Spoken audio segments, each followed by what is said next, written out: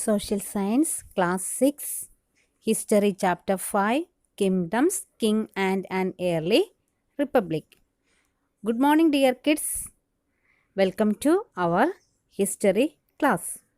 Today we are going to discuss a new chapter, Kingdoms, Kings and an Early Republic. How some men became rulers. Choosing leaders or rulers by voting is something that has become common during the last 50 years. How did men become rulers in the past? Some of the Rajas were probably chosen by the Jana. The people later on, around 3000 years ago, some men were recognized as Rajas by performing very big sacrifices. Example, the Ashwamedha or horse sacrifice. പണ്ട് ആളുകൾ എങ്ങനെയാണ് ഭരണാധികാരികളായത്? ഏകദേശം 3000 വർഷങ്ങൾക്ക് മുമ്പ് രാജാക്കന്മാരെ തിരഞ്ഞെടുക്കുന്നതിൽ ചില മാറ്റങ്ങൾ കണ്ടുവന്നു. വളരെ വലിയ യാഗങ്ങൾ നടത്തുന്നവരെയാണ് രാജാക്കന്മാരായി എടുക്കാൻ തുടങ്ങിയത്. ആദ്യകാലങ്ങളിൽ ജനങ്ങളാണ് രാജാക്കന്മാരെ തിരഞ്ഞെടുത്തത്. പിന്നീട് അതിൽ മാറ്റം വന്നു. എന്താണ് ആ മാറ്റം? അതായത് വലിയ വലിയ യാഗങ്ങൾ നടത്തുന്ന ആൾക്കാരെ രാജാക്കന്മാരായി തിരഞ്ഞെടുക്കാൻ തുടങ്ങി. എക്സാമ്പിൾ, അശ്വമേധം, അതായത് ഹോഴ്സ് സാക്രിഫൈസ് എന്ന യാഗം നടത്തുന്ന ആൾക്കാരെയാണ് രാജാക്കന്മാരായി തിരഞ്ഞെടുക്കാൻ തുടങ്ങിയത്. എന്താണ് അശ്വമേധയാഗം or horse sacrifice? The Ashvamedha or horse sacrifice was one such ritual. A horse was let loose to wander freely and it was guarded by the raja's men. അതായത് ആദ്യം കരുത്തനായ ഒരു കുതിരയെ അലഞ്ഞു തിരിയാനായിട്ട് സ്വതന്ത്രമായിട്ട് അങ്ങോട്ട് അഴിച്ചുവിടുന്നു. അപ്പോൾ രാജാവിൻ്റെ പ്രജകൾ ഇതിനെ പിന്തുടരും. കുതിര മറ്റ് രാജാക്കന്മാരുടെ രാജ്യങ്ങളിലൂടെ കടന്നു പോകും. അപ്പം കുതിരയെ തടഞ്ഞു നിർത്തുന്ന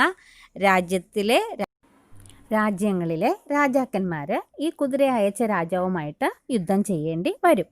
അപ്പോൾ കടന്നു പോകാൻ അനുവദിക്കുകയാണെങ്കിൽ യാഗം നടത്താൻ ആഗ്രഹിക്കുന്ന രാജാവ് തങ്ങളെക്കാൾ ശക്തനാണെന്ന് അവർ അംഗീകരിച്ചതായിട്ട് കരുതാം. ഈ രാജാക്കന്മാരെയും അവരെന്തിനു ക്ഷണിക്കും?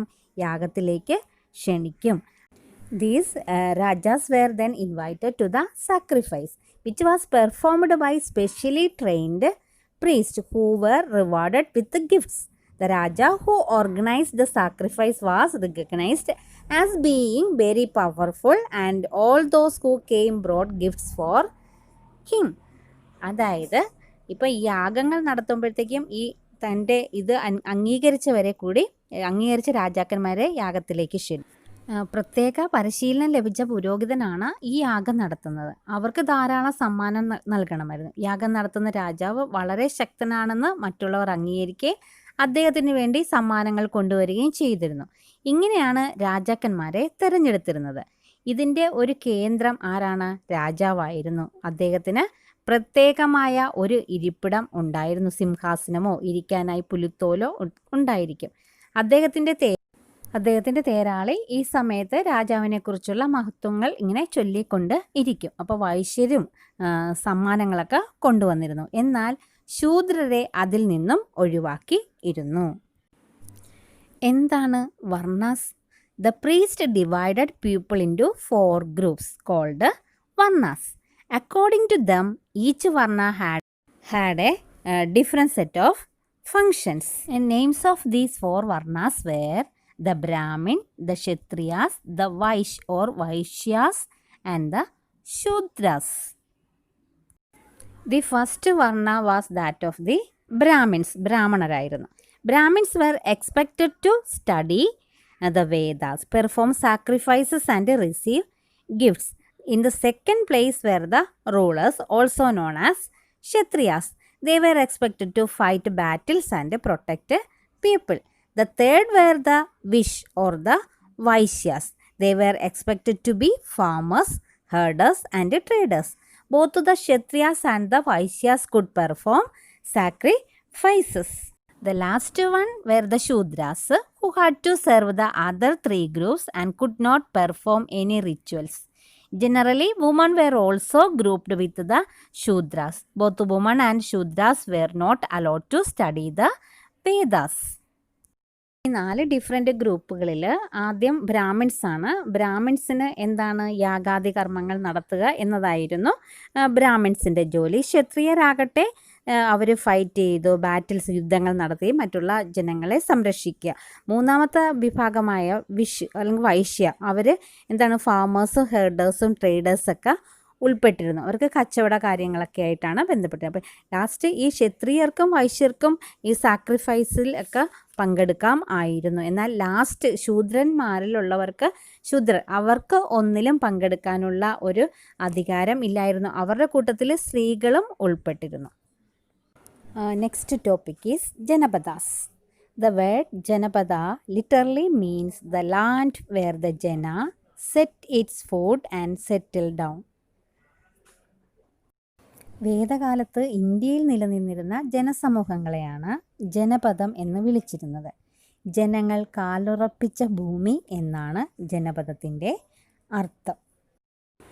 Archaeologists have excavated a number of settlements in these Janapadas, such as Puranakila in Delhi, Hastinapura near Meerut, and Atranjikera near Etah.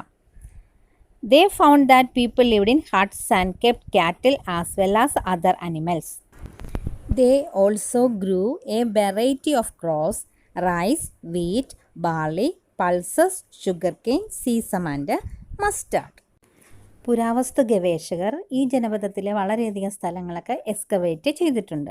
ഡൽഹിയിലെ പുരാണക്കില, പിന്നെ ഹസ്തിനപുര, മീററ്റ്, ഉത്തർപ്രദേശിലെ ഏട്ടയ്ക്കടുത്തുള്ള അത്രാഞ്ചികേര, ഇങ്ങനെ പല ജനപദങ്ങളൊക്കെ എക്സ്കവേറ്റ് ചെയ്തിട്ടുണ്ട്.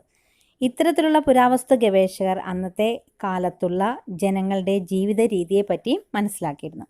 ജനങ്ങൾ കുടിലുകളിൽ താമസിച്ചിരുന്നുവെന്നും കന്നുകാലികളെയും മറ്റും ഇണക്കി വളർത്തിയിരുന്നുവെന്നും പലതരത്തിലുള്ള വിളകൾ കൃഷി ചെയ്തിരുന്നുവെന്നും മനസ്സിലാക്കാം. മൺപാത്രങ്ങൾ നിർമ്മിച്ചിരുന്നുവെന്നും ഇവയിൽ ചിലത് ചാരനിറത്തിലുള്ളതും മറ്റുള്ളവ ചുവപ്പ് നിറത്തിലുള്ളതുമായിരുന്നു എന്ന് ഇവിടെ നിന്ന് ലഭിച്ച ഈ മൺപാത്രങ്ങൾ പെയിൻറ്റഡ് ഗ്രേവെയർ എന്ന് അറിയപ്പെടുന്നു. Painted ഗ്രേവെയർ. Plates and bowls are the most common vessels made out of painted graveware. These are extremely fine to touch with a nice smooth surface. Perhaps these were used on special occasions for important people and to serve special food. These grey pots had painted designs, usually simple lines and geometric patterns. Next topic is Mahajanapada. About 2500 years ago, some Janapadas became more important than others and were known as Mahajanapadas. Most Mahajanapada had a capital city. Many of these were fortified.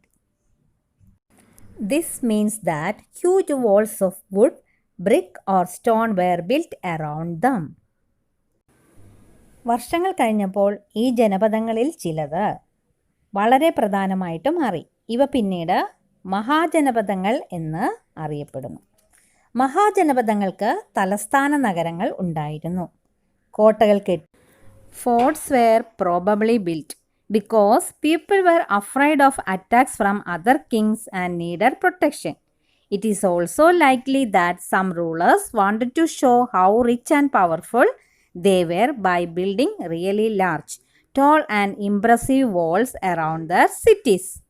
Also in this way, the land and the people living inside the fortified area could be controlled more easily by the king. Building such huge walls required a great deal of planning. മഹാജനപദങ്ങൾക്ക് തലസ്ഥാന നഗരങ്ങൾ ഉണ്ടായിരുന്നു. കോട്ടകൾ കെട്ടി തിരിച്ചിരുന്നു. എന്തിനാണ് ഈ കോട്ടകൾ കെട്ടിയിരുന്നത്? അത് ചിലപ്പോൾ മറ്റുള്ള രാജാക്കന്മാരുടെ ആക്രമണങ്ങളിൽ നിന്നും തങ്ങളുടെ രാജ്യത്തെ സംരക്ഷിക്കാൻ വേണ്ടി ആയിരുന്നിരിക്കാം. എന്നാൽ ചിലർ തങ്ങളുടെ സമ്പത്തും കഴിവും ഒക്കെ കാണിക്കുന്നതിന് വേണ്ടിയും ആയിരുന്നു. Army. A force maintained by ruler or a king is generally called army. Soldiers of army were paid regular salaries and maintained by the king throughout the year. രാജാക്കന്മാർ വലിയ സൈന്യങ്ങളെ പരിപാലിച്ചിരുന്നു. സൈനികർക്ക് പതിവ് ശമ്പളം നൽകുകയും വർഷം മുഴുവൻ ഇവരെ നിയന്ത്രിക്കുകയും ചെയ്തിരുന്നു. Taxes.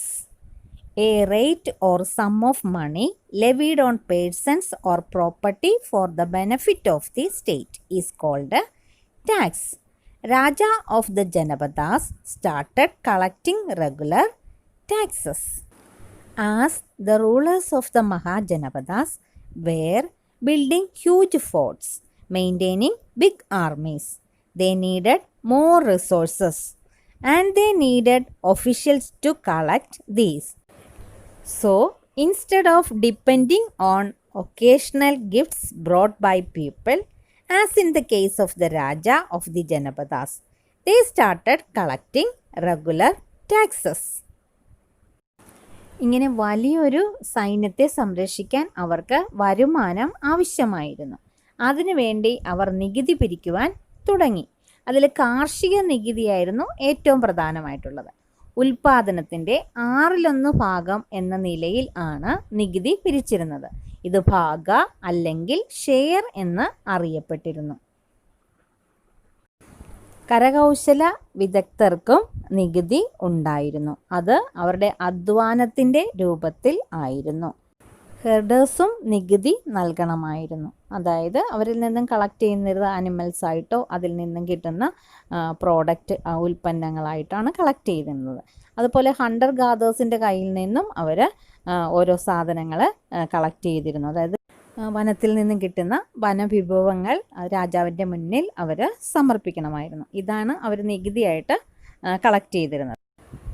Our next topic is changes in agriculture. There were two major changes in agriculture around this time. One was the growing use of iron plowshares. Second one, people began transplanting paddy. The growing use of iron plowshares. This means that heavy clayey soil could be turned over better than with a wooden plowshare. The second one, people began transplanting paddy. This means that instead of scattering seed on the ground from which plants would sprout, saplings were grown and then planted in the fields. This led to increased production as many more plants survived. ഈ കാലഘട്ടത്തിൽ 2 പ്രധാന മാറ്റങ്ങൾ കാർഷിക മേഖലയിൽ സംഭവിച്ചു. അതിൽ ഒന്നാമത്തേത് ഇരുമ്പ് കലപ്പകളുടെ വർദ്ധിച്ചു വന്ന ഉപയോഗമാണ്. തന്മൂലം വുഡൻ കലപ്പകളേക്കാൾ ഇരുമ്പ് കലപ്പകളുടെ ഉപയോഗം മൂലം കൂടുതൽ വിളവ് ഉൽപ്പാദിപ്പിക്കുവാൻ കഴിഞ്ഞു. അപ്പോൾ കൂടുതൽ വിളവുകൾ നമുക്ക് ഉൽപ്പാദിപ്പിക്കാൻ പറ്റും. രണ്ടാമത്തേത് കർഷകർ നെല്ല് പറിച്ചു നടാൻ തുടങ്ങി. അതായത് വിത്ത് അവിടെ തന്നെ വിതച്ച് അവിടെ തന്നെ സസ്യങ്ങൾ മുളപ്പിച്ച് വിളവെടുക്കുന്നതിന് പകരം തൈകൾ വളർത്തി വയലുകളിലേക്ക് നട്ടുപിടിപ്പിച്ച് തുടങ്ങി. ഈ രീതി ഉൽപ്പാദനം വർദ്ധിപ്പിച്ചെങ്കിലും വളരെ അധ്വാനം വേണ്ടി വന്നു. However, it was back-breaking work. Generally, slave men and women, dasas and dasis, and landless agricultural laborers, kammakaras, had to do this work. ഉൽപ്പാദനം വർദ്ധിച്ചു വന്നപ്പോഴത്തേക്കും വളരെയധികം അധ്വാനം വേണ്ടി വന്നു. സാധാരണയായിട്ട് അടിമകളായ സ്ത്രീകളും പുരുഷന്മാരുമാണ് അല്ലെങ്കിൽ ദാസന്മാരും ദാസികളുമാണ് വയലിൽ ജോലി ചെയ്തിരുന്നത്. കമ്മാകരാസ് എന്നറിയപ്പെടുന്ന ഭൂരഹിത കർഷകരും ഈ ജോലികൾ ചെയ്തു വന്നിരുന്നു. A closer look, Magadha. Magadha became the most important Mahajanapada in about 200 years. Many rivers such as the Ganga and Son flowed through Magadha. This was important for transport, water supplies, making the land fertile. Parts of Magadha were forested. Elephants, which lived in the forest, could be captured and trained for the army. Forests also provide wood for building houses, carts and chariots. Besides, there were iron ore mines in the region that could be tapped to make strong tools and ഏകദേശം 200 വർഷങ്ങൾക്കിടയിൽ ഒരു പ്രധാനമായ മഹാജനപദമായി മഗധ മാറിയിരുന്നു. Ganga and zone തുടങ്ങിയ നിരവധി നദികൾ മഗധയിലൂടെ ഒഴുകി. ജലസേചനത്തിനും ഗതാഗതത്തിനും ഫലഭൂയിഷ്ഠമായ ഭൂമിക്കും ഈ നദികൾ വളരെ പ്രധാനമായിരുന്നു. മഗധയുടെ ചില ഭാഗങ്ങൾ വനമേഖലകൾ ആയിരുന്നു. കാട്ടിലുള്ള ആനകളെ പിടികൂടി സൈന്യങ്ങൾക്ക് വേണ്ടിയിട്ട് അവർ പരിശീലിപ്പിച്ചിരുന്നു. വീടുകൾ, രഥങ്ങൾ, വണ്ടികൾ എന്നിവ നിർമ്മിക്കാൻ ആവശ്യമായ തടികൾ വനത്തിൽ നിന്നും അവർക്ക് ലഭിച്ചു. അതുകൂടാതെ ഉപകരണങ്ങളും ആയുധങ്ങളും നിർമ്മിക്കാനുള്ള ഇരുമ്പയിര് ഈ പ്രദേശങ്ങളിൽ നിന്നും അവർക്ക് ധാരാളമായിട്ട് ലഭിച്ചിരുന്നു. Magadha had two very powerful rulers, Bimbisara and Ajatashatru. അതായത് മഗധയിലെ രണ്ട് പ്രധാനപ്പെട്ട ശക്തരായ രണ്ട് ഭരണാധികാരികളായിരുന്നു ബിംബിസാരയും അജാതശത്രു അല്ലെങ്കിൽ അജാതശത്രുവും. ബിംബിസാരയും അജാതശത്രുവും മറ്റ് ജനപദങ്ങളെ കീഴടക്കാൻ സാധ്യമായ എല്ലാ അടവുകളും അവർ സ്വീകരിച്ചിരുന്നു. മഹാപത്മനന്ദ മറ്റൊരു പ്രധാന ഭരണാധികാരി ആയിരുന്നു. എന്താണ് പേര്? Mahapadmananda. He extended his control up to the northwest part of the subcontinent. Rajagriha in Bihar was the capital of Magadha for several years. Later, the capital was shifted to Padaliputra. A closer look, Vaji. While Magadha became a powerful kingdom, Vaji, with its capital at Vaishali, was under a different form of government known as Gana or Sangha. Gana is used for a group that has many members. Sangha means organization or association. In a Gana or a Sangha, there were not one but many rulers. Sometimes even when thousands of men ruled together. Each one was known as a Raja. These Rajas performed rituals together. They also met in assemblies and decided what had to be done and how through discussions and debate. Okay. However, women, dasas and kamakaras could not participate in these assemblies. Both the Buddha and Mahavira belong to Ganas or Sanghas.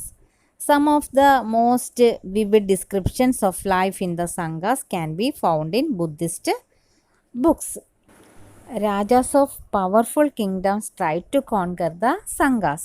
Nevertheless, these lasted for a very long time, till about 1500 years ago, when the last of the Ganas or Sanghas were conquered by the Gupta rulers. Okay kids, thank you for your attention. I hope you all understood today's session. Okay dear ones, we will meet in the next class. Bye bye.